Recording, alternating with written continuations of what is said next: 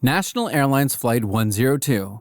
On April 29, 2013, National Airlines Flight 102, a huge Boeing 747 cargo jet, set out on its routine flight. It had just refueled at Bagram Airfield and was on its way to Dubai. On board were 5 massive mine-resistant ambush-protected vehicles, each weighing up to 16 tons.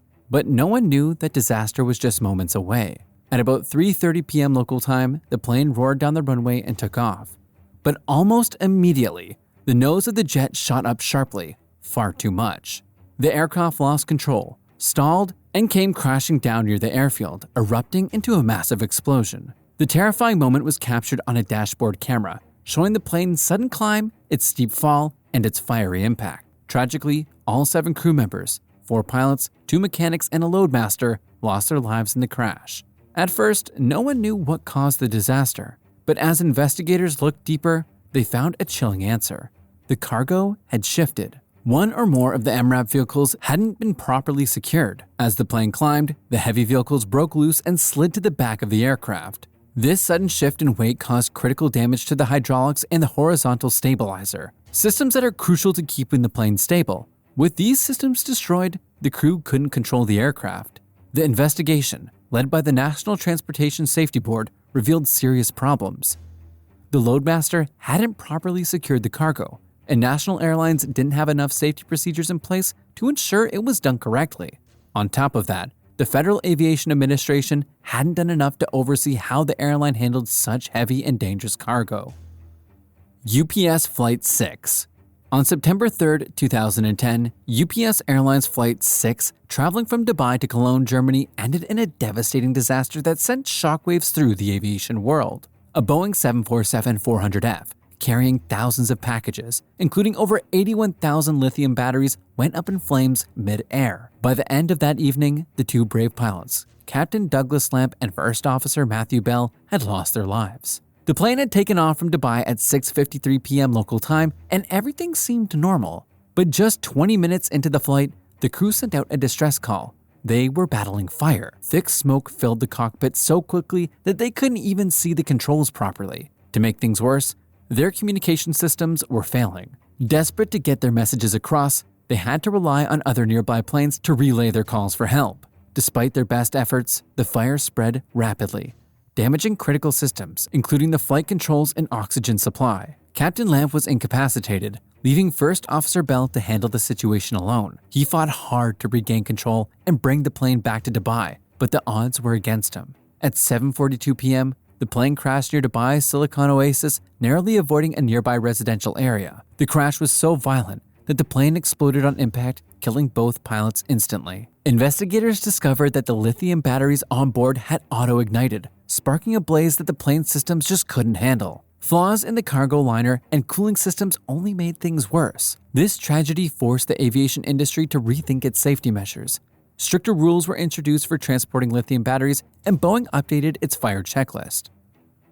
U.S. Air Force Super Hercules. U.S. Air Force C-130J Super Hercules wasn't just a normal flight. It was on a mission out of Jalalabad Airfield in Afghanistan in 2015, and within seconds of takeoff, it ended in catastrophe. 11 people on board and 3 Afghan Special Reaction Force members on the ground lost their lives. The day started with a successful flight from Bagram Airfield to Jalalabad Airfield. Once there, the crew got to work, performing an engine-running onload and offload operation. To make space for tall cargo, they tilted the aircraft's elevators upward by pulling back on the yoke and holding it in place with a hard-shell night vision goggle case. It seemed like a practical solution, but it set the stage for disaster. After loading the cargo, the crew prepared for takeoff. But there was one crucial mistake. They forgot to remove the NVG case from behind the yoke. With the elevator stuck in a raised position, the plane's nose pitched up sharply as it lifted off. Just 28 seconds after takeoff, the aircraft stalled and crashed right within the airfield perimeter. It hit a barrier wall and a guard tower, killing everyone on board and 3 Afghan personnel in the tower. The impact was immediate and devastating. The Air Mobility Command launched an investigation to find the truth. The findings were clear. The NVG case left behind the yoke restricted the elevators and made the plane uncontrollable. But that wasn't all. The investigation also pointed to distractions and a lack of real-time risk assessment as contributing factors. It was a tragic reminder of how small oversights can lead to enormous consequences. In the aftermath, the U.S. Air Force took action. They reinforced the importance of following standard operation procedures and improved training on aircraft configurations during ground operations. Iran Ilyushin IL-76. The Ilyushin IL-76 MD aircraft took off from Zadan, Iran on February 19, 2003. But this flight was actually far ahead to be called a routine flight. On board were 257 members of the Islamic Revolutionary Guard Corps, heading to Kerman on an undisclosed mission. What exactly were they tasked with? The truth remains unknown. But what we do know is that this flight would never reach its destination. As the plane approached Kerman, the weather turned treacherous. Strong winds howled, fog enveloped the mountains, and visibility dropped dramatically. At 5:30 p.m., the aircraft lost contact with air traffic control. Moments later, it collided with the rugged peaks of Serch Mountains just 21.75 miles south of Kerman. The crash was catastrophic, with 270 lives lost in an instant. It was one of the deadliest aviation disasters in Iran's history, leaving a nation reeling with questions. Investigators determined that the cause was something known as controlled flight into terrain. Simply put, the aircraft, still under control, descended straight into the mountains, unable to navigate the dangerous weather. High winds and dense fog blinded the crew, stripping them of critical situational awareness. In those moments, the towering terrain became an invisible threat, leading to a tragic collision. This crash wasn't just a tragedy, it was a wake-up call. Experts pointed to the need for stricter instrument flight procedures and advanced terrain awareness systems, especially in areas prone to harsh weather. Yet, despite the outcry and the lives lost, there were no public signs of significant safety reforms by Iranian authorities. Amazon Prime Airflight 3591. Atlas Airflight 3591, operating for Amazon Prime Air, was a cargo flight carrying Amazon packages from Miami to Houston on February 23, 2019. The plane, originally built in 1992, began as a passenger jet before being converted into a freighter in 2017. Tragically, it crashed into Trinity Bay near Anahuac, Texas, killing all 3 people on board: Captain Ricky Blakely, First Officer Conrad Aska, and jumpseat passenger San Arculeta. This marked the first ever fatal crash involving a Boeing 767 freighter. The trouble started during the plane's descent. First Officer Aska accidentally activated the go-around mode, a setting that makes the plane climb instead of descending. Disoriented by the plane's sudden pitch, he panicked, thinking they were stalling, and pushed the nose down aggressively. The captain, who should have stepped in to fix things, didn't react quickly enough. The result was a steep dive from which they couldn't recover. Investigators found that Aska's spinal disorientation when a pilot's sense of direction gets thrown off was a big factor. They also discovered that both pilots had a history of struggling in training. Unfortunately, Atlas Air had missed this because gaps in FAA records made it hard to spot such issues. In the aftermath, NTSB called for better pilot training to handle unexpected situations like this, and improvements in tracking pilot performance records to avoid similar tragedies in the future. Air Africa cargo crash. The Air Africa Antonov An-32B cargo plane operated by Moscow Airways was getting ready for its routine flight from Ndolo Airport in Kinshasa, Zaire, now the Democratic Republic of the Congo, to Kahemba Airport on January 8, 1996. But something went terribly wrong. The plane was carrying a massive load of food and essential supplies, and it was clearly overloaded by a lot. As the aircraft sped down the runway, the pilot pushed for takeoff at around 127 miles per hour. But the plane didn't lift off as expected. In a split-second decision, the pilot tried to abort the takeoff, but it was too late. The plane couldn't stop in time. It overran the runway by a shocking 787 feet and crashed into a crowded street market. The explosion that followed was devastating. An estimated 225 to 348 people on the ground were killed, and over 500 others were injured. Incredibly, 4 of the 6 crew members survived. What actually went wrong here was that the plane was too heavy, far exceeding its maximum takeoff weight by as much as 7 tons. And to make matters worse, the plane's airworthiness certificate had expired a month earlier. The crew's late decision to abort the takeoff sealed the plane's fate. Turkish Airlines Flight 6491.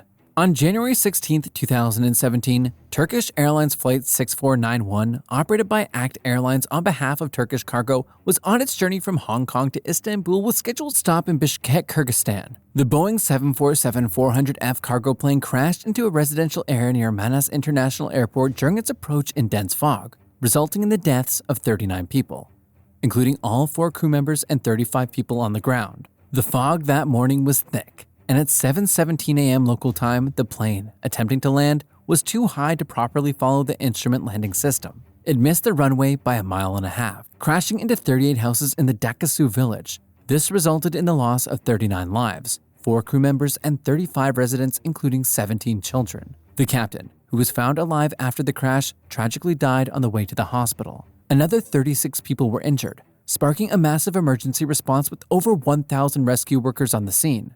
Later on, the investigation pointed to a critical error. The autopilot had captured a false glide scope signal, leading the plane onto a dangerous descent path. Despite the low visibility, the crew continued their approach, relying on their instruments. When they tried to pull up at 58 feet, it was too late. The terrain just beyond the runway was too steep to allow for a safe climb.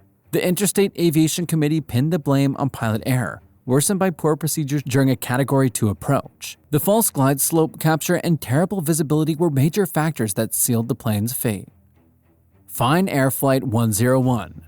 On August 7, 1997, Fine Airflight 101, a McDonnell Douglas DC-861F cargo plane, crashed shortly after takeoff from Miami International Airport. The flight, bound for Santo Domingo, ended in tragedy, killing all 4 people on board and 1 person on the ground. The aircraft, registered as N27UA, was 29 years old and had logged over 48,000 airframe hours. The crew included Captain Dale Thompson, First Officer Stephen Petrosky, and Flight Engineer Glenn Millington, along with the security guard Enrique Soto. Shortly after liftoff, the DC-8 experienced a rapid nose-up pitch, causing it to stall and briefly recover before entering another stall. The plane skidded across NW72 Avenue, a busy Miami roadway, and into a commercial mini-mall parking lot. It struck 26 cars and narrowly missed several businesses and occupied vehicles. Tragically, 34-year-old Renato Alvarez, who had just parked his car, was killed in the ensuing fireball. The crash scene created chaos as first responders initially misidentified the flight as a passenger aircraft. Within an hour, authorities confirmed it was a cargo flight operated by Fine Air. FAA agents found that some flight documentations had been discarded, prompting a criminal investigation. Fine Air and its ground handling agent, Aeromar, were fined $5 million for evidence destruction and other violations.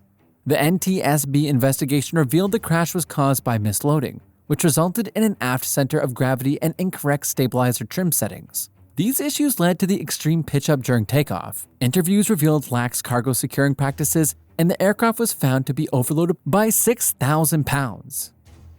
DHL A300 Incident. On November 22, 2003, a DHL Airbus A300 B2-200F cargo plane registered as OODLL departed Baghdad International Airport bound for Bahrain. Shortly after takeoff, at around 8,000 feet, the aircraft was struck by a 9K-34 Strela 3 surface-to-air missile. The missile hit the left wing between the engine and wingtip, causing extensive structural damage, fire, and a complete loss of all hydraulic systems, leaving the crew without standard flight controls.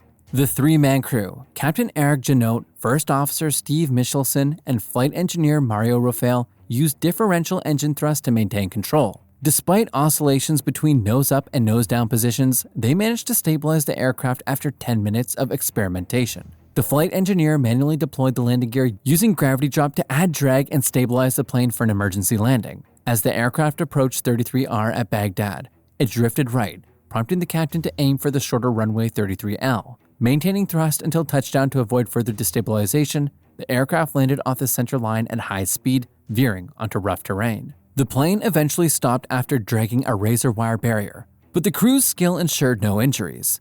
The damaged Airbus was repaired in 2004 but never flew commercially again, eventually being decommissioned.